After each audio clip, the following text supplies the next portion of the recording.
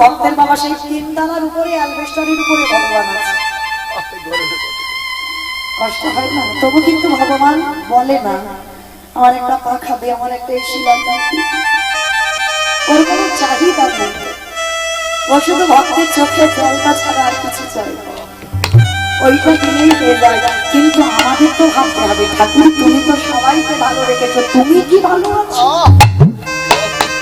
এই প্রশ্নটা আমরা একজন ভক্ত ঠাকুরের কাছে গিয়ে করি না, ঠাকুর তুমি ভালো আছো? যদি আত্মীয় বাড়িতে দুদিন কাটিয়ে আসো, এসে ভগবানকে জিজ্ঞাসা করেছো ঠাকুর তুমি ভালো আছো?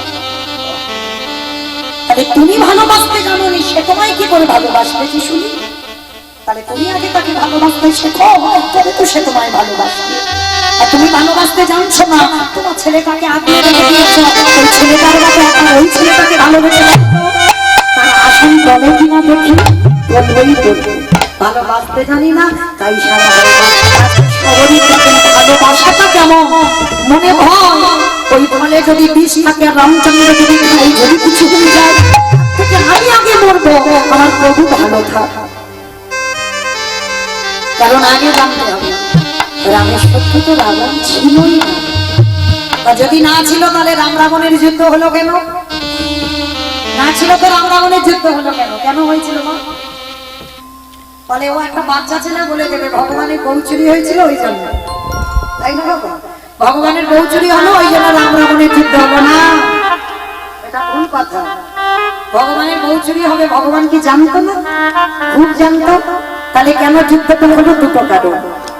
যখন সীতামাকে চুরি করতে এসেছিল রাবণ কি রূপ ধরেছিল? সাধু। ওটাই ছিল রামচন্দ্রের প্রথম রাগ। ধরলেন না ধরলো, সাধু বেশ ধরলে কেন? কারণ সাধু হয়ে যদি নারী চুরি করে, সাধু হয়ে যদি নারী হরণ করে নিয়ে যায়, তাহলে সাধু সমাজ বৈষ্ণব সমাজ কলঙ্কিত হয়েছে। এটা ছিল রামচন্দ্রের প্রথম রাগ। আর দ্বিতীয় কারণটা কেন যুদ্ধ হলো?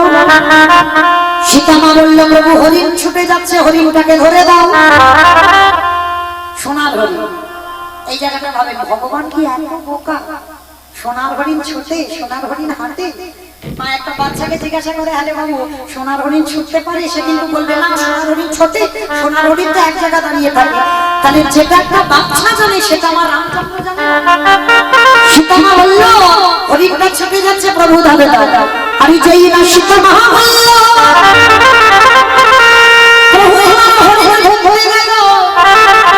কারণ হরিণ যদি ধরে না যেত রাবণের রাজা সীতা চুরি করতে পারত না। সীতা যদি চুরি না হতো লঙ্কার মাটিতে লক্ষ্মী প্রতিষ্ঠা পেত না। লক্ষ্মী প্রতিষ্ঠা না হলে তুলসী গাছ হতো না। তুলসী পাতা না হলে মহাপ্রসাদ হতো না। মহাপ্রসাদ না হলে কৃষ্ণ ভক্তির উদয় না হতো না। কৃষ্ণ ভক্তির উদয় না হলে কোনদিন বংশ উদ্ধার হতো না। তাহলে বোঝা গেল কি? আরো পরিষ্কার করে বলি, এই যে রাবণ সীতামাকে চুরি করতে তখনই পারলো যখন হরিণটা ধরতে গেল রামচন্দ্র। সীতা চুরি করেছিল কেন? একটাই কারণে, যতদিন না সীতা যায়নি লঙ্কায় ততদিন তুলসী গাছ হতো না। কেন? যে বাড়িতে লক্ষ্মী থাকে না সেই বাড়িতে কোনোদিন তুলসী গাছ জন্মায় না। যেদিনই লক্ষ্মী গেল লঙ্কাতে তুলসী গাছ হলো। আর আপনারা জানেন ভগবানের সেবা দিতে গেলে তুলসী পাতা না হলে প্রসাদই হবে না। তুলসী পাতা লাগবে, অন্য কিছু না দাও। তুমি যদি শুধু ওই ফল মিষ্টি যদি দিতে না পারো, একটু জল আর তুলসী দাও, ওটাই কৃষ্ণ সেবায় দেবে। তুলসী ছাড়া গোবিন্দ সেবা হবে না। তার তুলসী পাতা হলো ওখানে। এইবার মহাপ্রসাদ হলো, সেই প্রসাদ রাবণের বংশ যখন প্রসাদ পেল কৃষ্ণ ভক্তি হলো। আর কৃষ্ণ ভক্তি যখন হলো রাবণের 1 লক্ষ ছেলে 1 লক্ষ নাতি বংশে ভক্তির মতো কাউকে রাখালো না। রাম রাবণের যুদ্ধ কেন হলো? এই রাবণের বংশটাকে উদ্ধার করবার জন্য রাম রাবণের যুদ্ধ শুরু হলো। হরি বল, হরি বল। তাহলে আজকে এই সবরই ছোটবেলা থেকে জানে রামচন্দ্রের শত্রু হলো রাবণ। কিন্তু এই ফল পাঠতে পাঠতে সবরই মাথার চুলগুলো সব থেকে সাদা দন্ত করে গেল, চামড়া আলগা হলো, কোমরটা ভেঙে গেছে।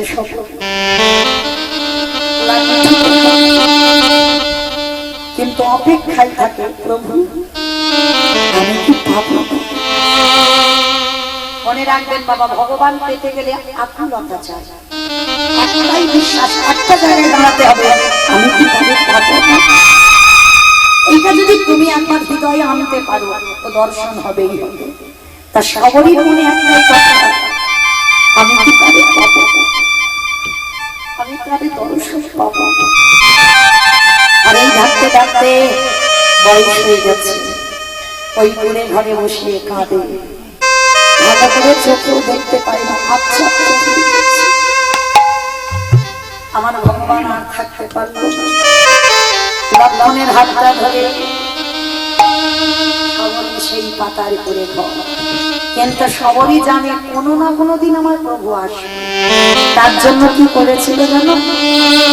সরুরজ নদীর ঘাট দিয়ে যদি আসে, সবরীর কুড়ে ঘর থেকে সরুরজ নদীর ঘাট পর্যন্ত ফুলের পাপড়ি বিছিয়ে রেখেছে। যেমন তেমন ফুল নয়, গাছ থেকে ফুল তুলে পেতে রেখেছে, একটা করে ফুল তুলেছে। শরীরের সব থেকে যেটা কোমল জায়গা, বলো তো শরীরের সব থেকে কোমল জায়গা কোনটা? মাথা কোমল জায়গা কোনটা? নয়নের মণি। এই নয়নের মণির মতো কোমল জায়গা কোনটা হবে না। দেখবেন একটা চুলো তুমি দেখতে পাচ্ছ না, যদি চোখে পড়ে দেখবেন কেমন খচখচ করে। সব থেকে কোমল জায়গা ওই জায়গাটা। সবারই কি করেছিল জানো? একটা কবি ওই ফুলের পাপড়ি ওই নয়নের মণিতে গেলাই, আজ পেতে গিয়েছে রাস্তার করে, ওর উপরে দিয়ে আমার ভগবান ওগো দয়াময়।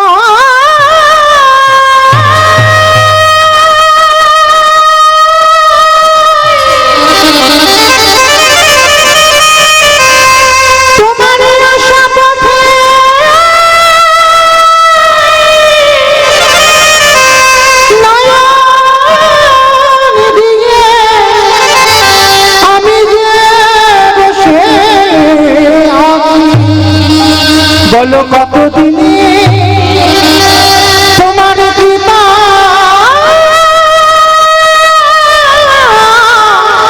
কৃপা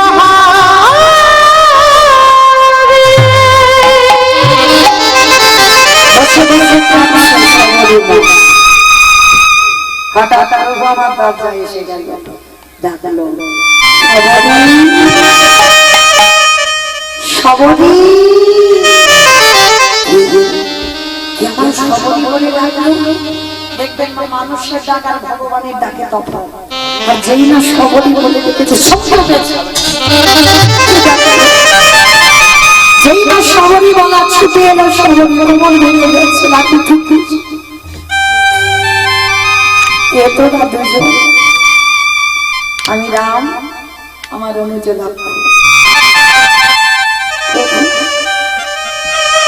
এসেছে আমার এই কুড়ে ঘর। এসো। আচ্ছা মায়েরা, ভগবান যদি তোমাদের ঘরে আসে, বলো তো দেখি ভগবান এলে কি করবে? তাড়াতাড়ি করবে, বসবার জায়গা দেবে, পা দেওয়ার জন্য জল দেবে, তাই তো? হয়তো এ জীবনে হবে, তবু ভাবনা রাখতে হবে, হতেও তো পারবে। ভগবান নিজের রূপে সবসময় অতিথি ধারণ করে আসে, কিন্তু বিশ্বাস রাখতে হবে, হতেও তো পারে, আসতেও তো পারে। সবরী মা আমাদের প্রভু, আমরাও তো ভগবানকে বাঁচাতে পারি, আমরাও তো ভগবানকে নিজের হাতে খাওয়াতে পারি। সবরী মা যদি পাবে, তাহলে আমরা কেন পাবো? আমাদের দাগ হচ্ছে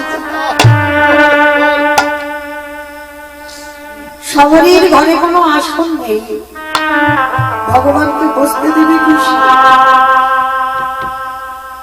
সবরী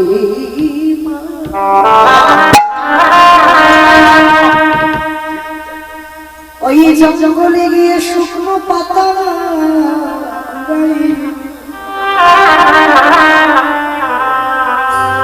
রামচন্দ্রকে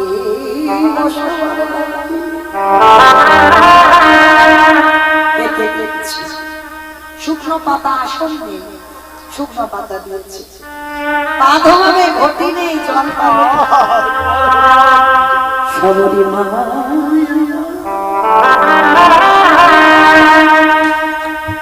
ওই রামচন্দ্রের চরণ যুগল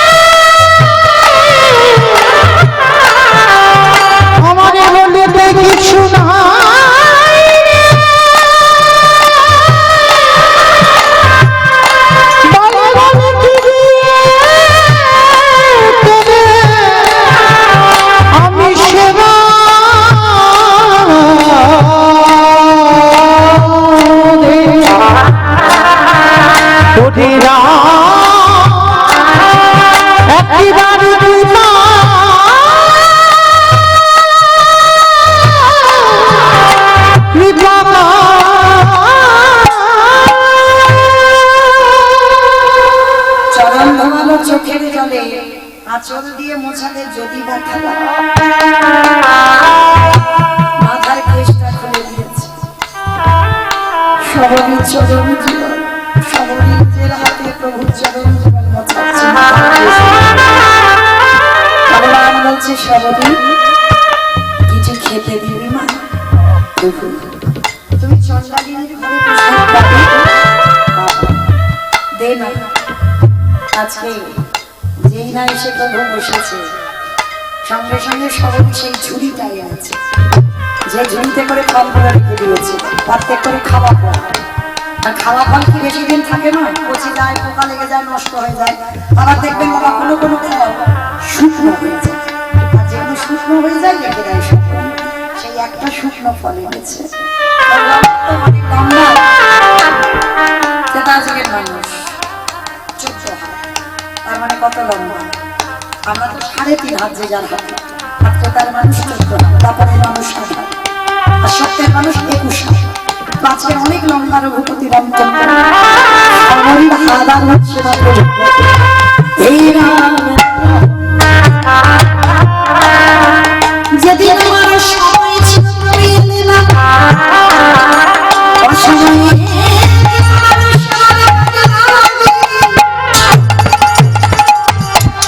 এটাই তত্ত্ব। সেবা যদি দিতে হয়, যদি করতে হয়, যৌবনে করে না,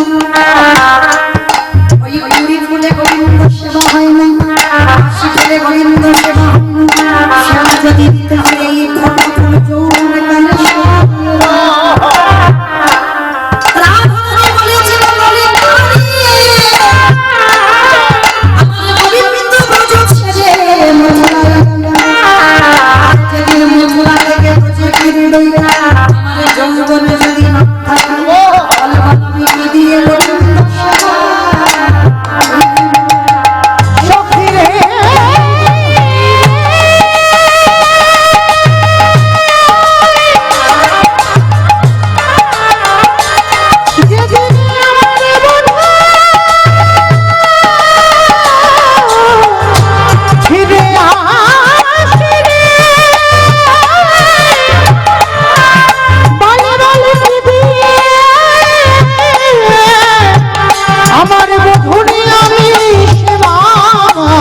দিব ওরে ললিতা ওরে সখী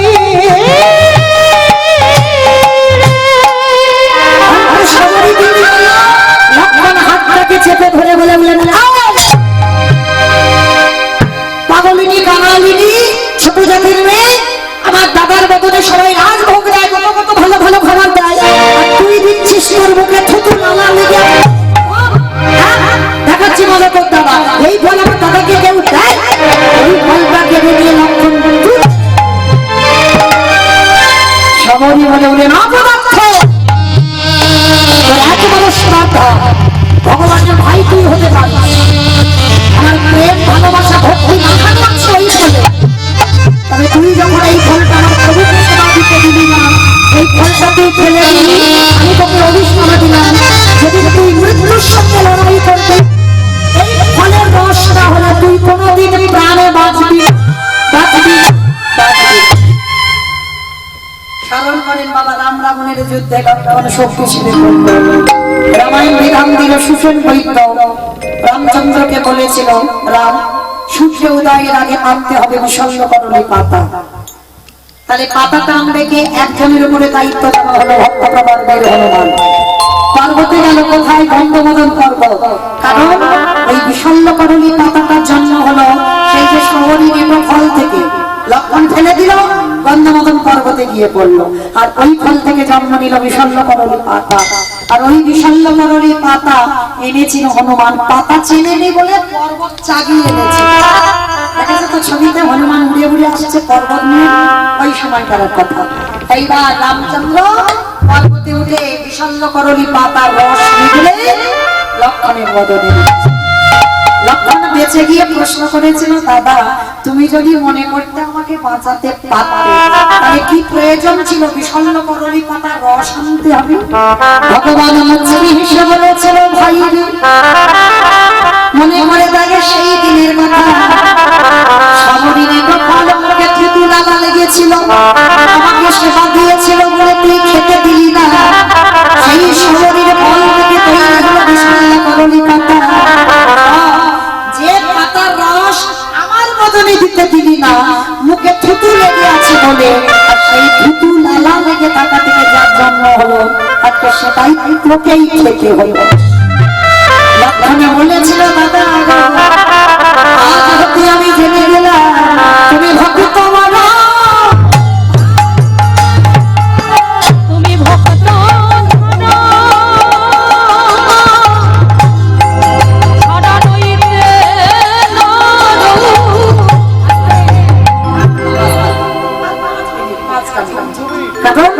একটা মনে রাখবেন, কীর্তনের যখন বসেছেন যুগল না করে উঠে যাবে না, যুগল জ্বালা ভেঙে চলে যায়, তাহলে বাড়িতে গিয়ে নিজ নিজ যুগল ভেঙে যাবে। তখন যেন বললো না যে স্বামী স্ত্রী ঝগড়া লাগলো মমিতাকে বললো বলবো, কারণ যুগল ভাঙবেন, আমি যুগলে দাঁড় করাবো তারপরে ভেঙে দেবো।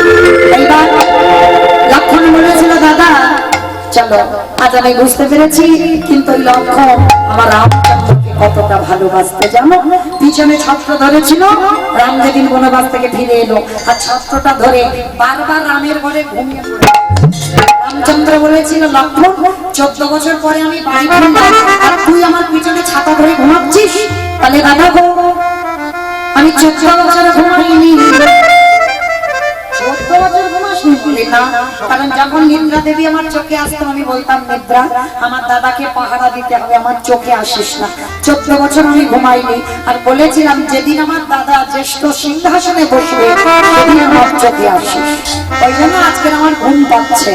ও মানে দাদা শোনো, শুধু ঘুমাইনি নয়, 14 বছর আমি নারী বদন দেখিয়ে না। রামচন্দ্র খিলখিল করে হেসে উঠেছে, যার সঙ্গে আমার সীতামা ছিল, সীতামাকে দেখিসনি? বলে দাদা তুমি বোধহয় ভুলে যাচ্ছ, সীতামাকে দেখেছি বটে, কিন্তু দাদা ছোট বলে শোনো গো